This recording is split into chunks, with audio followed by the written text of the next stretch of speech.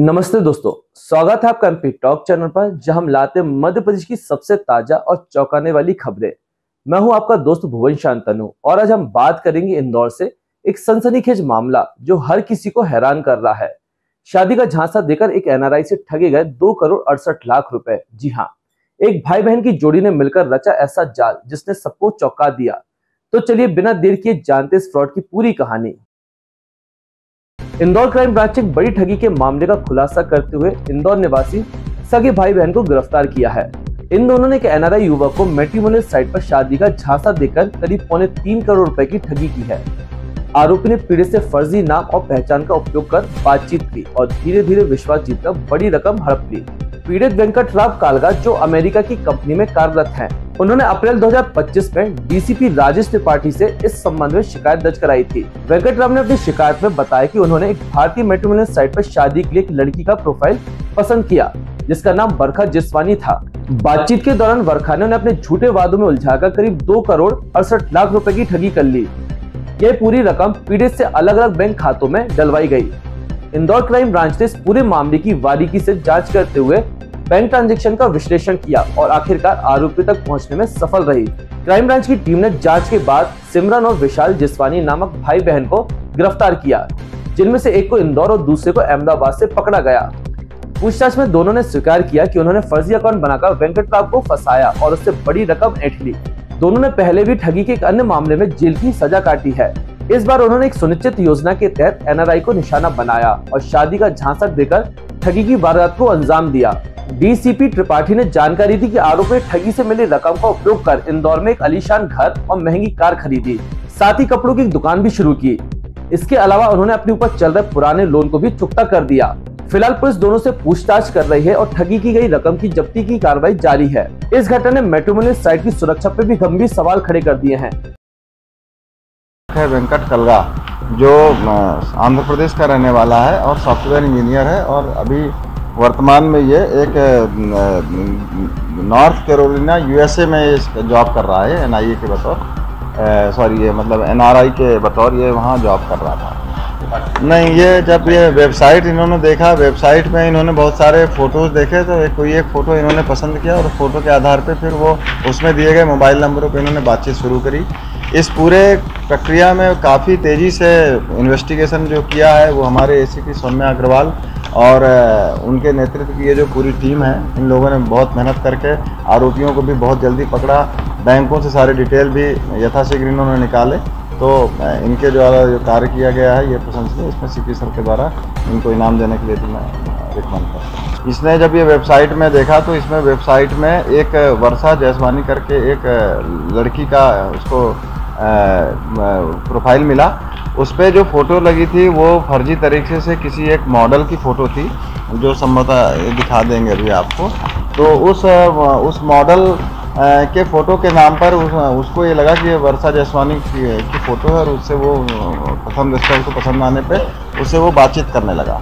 बातचीत करते करते धीरे धीरे ये जो आरोपीगण हैं, इन लोगों ने उससे धीरे धीरे पहले तो पीड़िता ने बताया कि वो बीमार पड़ गई है और फिर बहुत सारे लोन चुकाने के नाम पे और बहुत सारे पर्सनल प्रॉब्लम बताने के नाम पे और इवन चूँकि वो जहाँ पे रहता था आवेदक, वहाँ पे फरियादिया उससे मिलने जाने के बहाने के नाम पे समय समय पर इन्होंने पैसे ट्रांसफ़र कराए और इस तरह से आवेदक ने 2,68,64,00,000 रुपये के करीब पूरे पैसे समय समय पर डिफरेंट अंतराल में डिफरेंट राशि इनके खातों में अंतरित कर दी।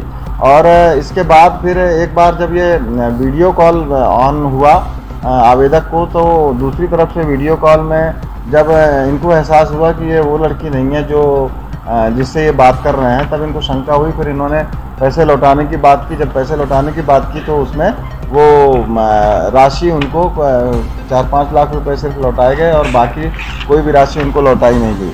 और बाद में आवेदक को भी ये भी एहसास हो गया कि ये जो है उनके साथ में फ्रॉड हुआ है और ये गलत तरीके से उसको मैट्रिमोनियल वेबसाइट पर गलत नाम पता, गलत एड्रेस, गलत फ़ोटो दिखा करके उसके साथ में ठगी की गई है। इस बात पर से फिर इसमें 8/4/2025 को इसमें FIR हुई थी और जब इनमें पीड़ित आरोपियों गणों का पता लगाया गया तो आरोपी गण इसमें एक सिमरन जैसवानी है और एक विशाल जायसवानी है। ये दोनों इंदौर के ही रहने वाले निकले थे और इनको FIR के तत्काल बाद इनको एक को गुजरात से और एक को यहीं इंदौर से लिफ्ट किया गया। ये दोनों आपस में रिश्ते में सगे भाई बहन हैं, जिन लोगों ने ये मैट्रिमोनियल वेबसाइट पर एक फर्जी तरीके से एक मॉडल की फ़ोटो लगा करके खुद को अपना बता करके और उसके साथ में अवैध रूप से भारी धनराशि अपने खातों में अंतरित की। इनसे जब आरोपियों में मुलाकात हुई, आरोपियों से जब पूछताछ की गई कोर्ट से पेश करने के उपरांत, तो इन्होंने ये बताया, इन्होंने कबूल किया कि हाँ हमने इस तरह का हमने इसी तरह की धोखाधड़ी करी है। और ये जो धोखाधड़ी वाले पैसे हैं, इसमें इन्होंने घर का लोन और पुराने कोई गोल्ड लोन थे उसका पैसा चुकाया और इन्होंने खुद का एक अपना व्यवसाय भी शुरू कर दिया था। अपने कपड़े का एक व्यापारिक प्रतिष्ठान भी इन्होंने खोल कर रखा था और इस ठगी के पैसे से इन लोगों ने कारें भी खरीदी हैं। अब वो समस्त राशि 107 BNSS के तहत हम कार्रवाई करेंगे और उनकी जो प्रॉपर्टी है वो जब्त करने की कार्रवाई करेंगे। कौन सी वेबसाइट है इसके माध्यम से? ये bharatmatrimonial.com एक वेबसाइट है जिसमें लड़के लड़कियों की शादी होती है और ये उसका वेबसाइट का ये एक प्रिंट आउट निकाल के दिखाया जा रहा है और उसमें हाँ एक प्रारूप है, इसमें एक मॉडल भी है, उसका भी आप देख सकते हैं। वो फोटो है जो इनकी ओरिजिनल आरोपी जो इसमें जो लड़की बन के बताया जा रहा है उस लड़की की फ़ोटो ना हो करके ये किसी अन्य मॉडल की एक फ़ोटो है जो दिखाई गई थी और इस तरीके से ये फ्रॉड किया गया है।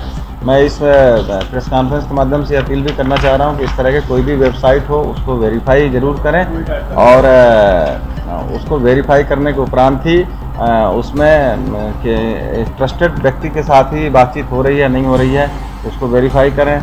आप यथासंभव व्हाट्सएप पे बात ना करके वास्तविक टेलीफोन नंबरों पे बात करें।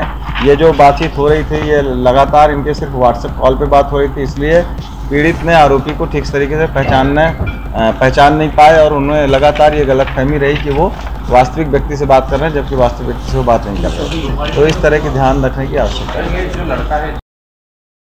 तो दोस्तों ये थी इंदौर के एक बड़े फ्रॉड की कहानी जो हमें सिखाती कि ऑनलाइन दुनिया में कितनी सावधानी बरतना जरूरी है।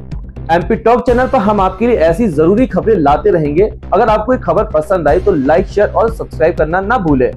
मैं हूं भुवन शांतनु, फिर मिलते एक नई खबर के साथ। तब तक के लिए सतर्क रहे, सुरक्षित रहे। नमस्ते।